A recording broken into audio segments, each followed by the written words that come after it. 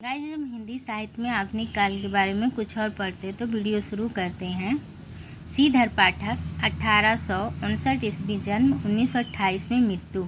श्रीधर पाठक का जन्म 1859 ईस्वी में आगरा जिले के जोधरी ग्राम में हुआ था।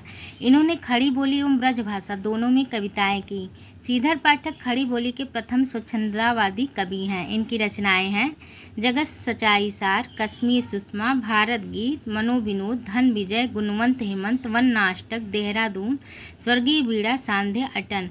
श्रीधर पाठक ने 1904 ईस्वी में ब्रजभाषा में कश्मीर सुषमा 1904 की रचना की। मनोविनोद 1882 ईस्वी में नामक काव्य की रचना इन्होंने ब्रजभाषा में ही किया। श्रीधर पाठक द्वारा खड़ी बोली में रचित प्रथम कविता गुणवंत हेमंत और खड़ी बोली की प्रथम पुस्तक एकांतवासी योगी है। इनके अनुदित ग्रंथ निम्नलिखित हैं। एकांतवासी योगी 1886, मूल रचना हरमिट, मूल रचनाकार गोल्ड स्मिथ, अनुदित भाषा Khari Boli. Ujad Gram 1889, desert village Goldsmith Brajbhasha. शांत प्रतीक 1902, ट्रैवलर गोल्ड स्मिथ खड़ी बोली। ऋतु संहार कालिदास ब्रजभाषा में। श्रीधर पाठक ने शांत प्रतीक की रचना रोला छंद में और एकांतवासी योगी की रचना लावनी या ख्याल शैली में किया है।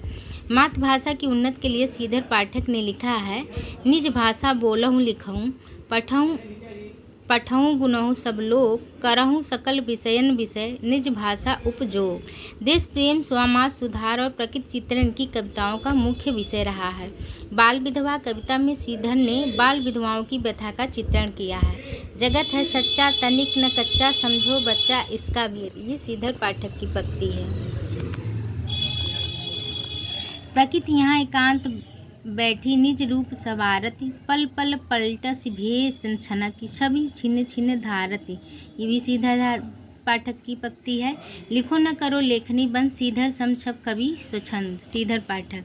राम नरेश त्रिपाठी, इनका जन्म 1889 ईस्वी और मृत्यु 1962 ईस्वी में हुआ था। राम नरेश त्रिपाठी का जन्म सन 1889 ईस्वी में जिला जौनपुर के अंतर्गत कोयरीपुर ग्राम में हुआ था। ये स्वच्छंदवाद के दूसरे प्रसिद्ध कवि हैं। इनकी रचनाएं हैं मिलन 1917 ईस्वी, प्रतीक 1920 ईस्वी, मानसी 1927 ईस्वी, स्वपन 1919 ईस्वी। मानसी फुटकर कविताओं का संग्रह है जो मुख्यतः देशभक्ति, प्रकृति चित्रण और नीति निरूपण से संबंध है। मिलन पथिक और स्वप्न काल्पनिक कथा सिर्फ प्रेमाख्यान खंड काव्य है। तीनों में व्यक्तिगत सुख और स्वार्थ को त्याग कर देश के लिए सर्वस्व न्यौछावर करने की प्रेरणा दी गई है। राम नरेश त्रिपाठी ने कविता कौमुदी के 8 भागों का संपादन किया है।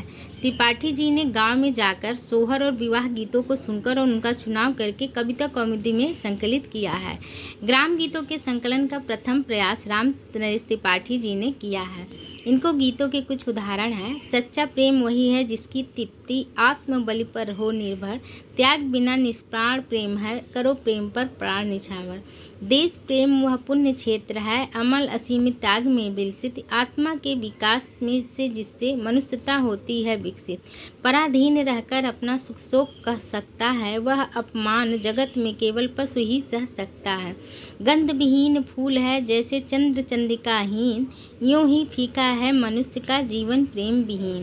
प्रेम स्वर्ग है, स्वर्ग प्रेम है, प्रेम असंग अशोक, ईश्वर का प्रतिबिंब प्रेम है, प्रेम हृदय आलोक। गाइस, आज के लिए बस इतना ही। वीडियो अच्छी लगी हो तो मेरे चैनल को सब्सक्राइब करें, लाइक करें, शेयर करें। धन्यवाद।